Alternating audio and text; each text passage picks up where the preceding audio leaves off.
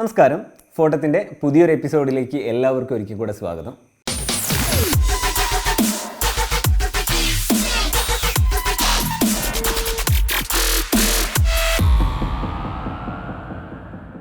DSLRലോ അല്ലെങ്കിൽ മിറർലെസ് ക്യാമറകളിലൊക്കെ എടുക്കുന്ന ചിത്രങ്ങളെ ബാക്ക്ഗ്രൗണ്ട് എന്ന് പറയുന്നത് നമുക്ക് അടിപൊളിയായിട്ട് ബ്ലർ ചെയ്തിട്ട് എടുക്കാൻ പറ്റും.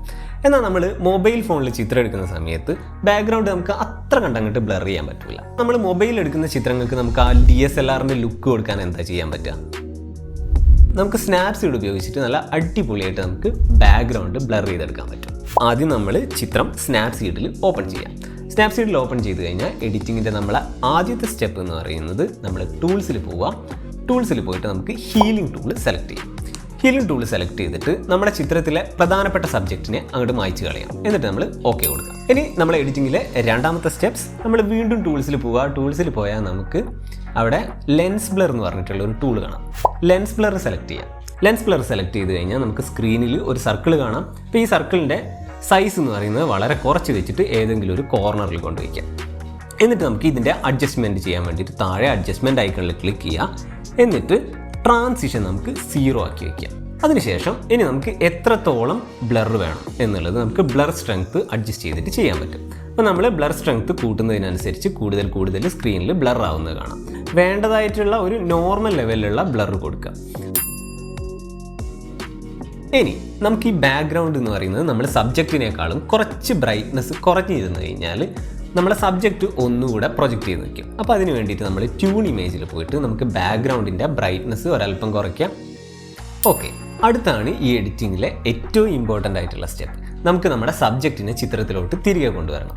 എങ്ങനെയാണ് നമ്മൾ തിരികെ കൊണ്ടുവരിക? നമ്മൾ ടൂൾസിൽ പോയാൽ ഡബിൾ എക്സ്പോഷർ എന്ന് പറഞ്ഞിട്ടുള്ള ഒരു ഓപ്ഷൻ കാണാം. അത് ക്ലിക്ക് ചെയ്യാം. അപ്പോൾ നമുക്ക് താഴെ ഒരു ഇമേജ് ആഡ് ചെയ്യാനുള്ള ഐക്കൺ കാണാം. അപ്പോൾ അതിൽ ക്ലിക്ക് ചെയ്ത് കഴിഞ്ഞാൽ ഗ്യാലറിയിൽ നിന്ന് നമ്മുടെ സെയിം ഇമേജ് ഒന്നുകൂടെ നമ്മളെ എഡിറ്റിലോട്ട് കൊണ്ടുവരിക.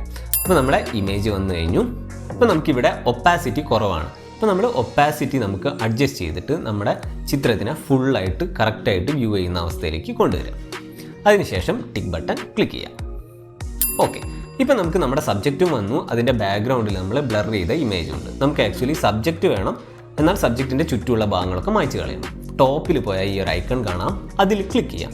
ആ ഐക്കണിൽ ക്ലിക്ക് ചെയ്ത് കഴിഞ്ഞാൽ വ്യൂ എഡിറ്റ്സ് എന്ന് പറഞ്ഞിട്ടുള്ളൊരു ഓപ്ഷൻ കിട്ടും. ഇപ്പോൾ വ്യൂ എഡിറ്റ്സിൽ ക്ലിക്ക് ചെയ്ത് കഴിഞ്ഞാൽ നമ്മൾ ഇതുവരെ ചെയ്ത എല്ലാ എഡിറ്റും കാണാം. നമ്മൾ ലാസ്റ്റ് ചെയ്ത എഡിറ്റ് എന്ന് പറയുന്നത് ഡബിൾ എക്സ്പോഷറാണ്. അപ്പോൾ ഡബിൾ എക്സ്പോഷറിൽ ക്ലിക്ക് ചെയ്യുക. അതിനകത്ത് ഒരു ബ്രഷ് ഐക്കൺ കാണാം. ബ്രഷ് ഐക്കൺ ചൂസ് ചെയ്യാം. ഓക്കെ, ഇപ്പോൾ നമ്മൾ സ്ക്രീനിൽ കാണുമ്പോൾ നമുക്ക് ബാക്ക്ഗ്രൗണ്ട് മാത്രം ബ്ലർ ചെയ്ത ബാക്ക്ഗ്രൗണ്ട് കാണാം, സബ്ജക്റ്റ് കാണാനില്ല. അപ്പോൾ നമ്മൾ ഡബിൾ എക്സ്പോഷറിൻ്റെ വാല്യൂ 100 ആക്കി വെക്കുക. താഴെ നോക്കിയാൽ 100 കാണാം. അപ്പോൾ നമ്മൾ ബ്രഷ് ചൂസ് ചെയ്ത് കഴിഞ്ഞാൽ വാല്യൂ 100 ആണെങ്കിൽ നമ്മൾ വരയ്ക്കുമ്പോൾ നമ്മുടെ ലാസ്റ്റ് ആഡ് ചെയ്ത് ലെയർ വരികയും 0 ആക്കുകയാണെങ്കിൽ നമ്മൾ ആ ലെയറിനെ മായ്ച്ച് കളയാൻ പറ്റും. അപ്പോൾ നമ്മൾ 100 ആക്കി വെച്ചിട്ട് നമ്മുടെ സബ്ജക്റ്റിനെ കൃത്യമായിട്ട് പെയിൻറ്റ് ചെയ്തെടുക്കാം. അപ്പോൾ സബ്ജക്റ്റിൻ്റെ കൂടെ ബാക്ക്ഗ്രൗണ്ട് കൂടെ ചിലപ്പം വരും. അപ്പോൾ നമുക്ക് അത് മായ്ച്ച് കളയാൻ വേണ്ടിയിട്ട് നമ്മളെ ബ്രഷിൻ്റെ വാല്യൂ 0 ആക്കി വയ്ക്കുക. എന്നിട്ട് എഡ്ജസ് നല്ല കൃത്യമായിട്ട് അങ്ങോട്ട് മായ്ച്ച് കളയാം.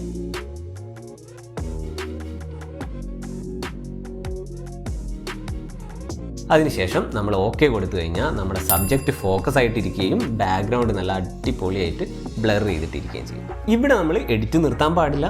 കുറച്ചുകൂടെ നല്ലൊരു ഫിൽറ്ററൊക്കെ കൊടുത്തിട്ട് നല്ല അടിപൊളിയാക്കി എടുക്കാം. അപ്പോൾ നേരെ വിൻറ്റേജ് ഫിൽറ്റർ അപ്ലൈ ചെയ്യുന്നതിന് പകരം ഇത്തവണ നമുക്ക് വേറൊരു ഐഡിയ നോക്കാം.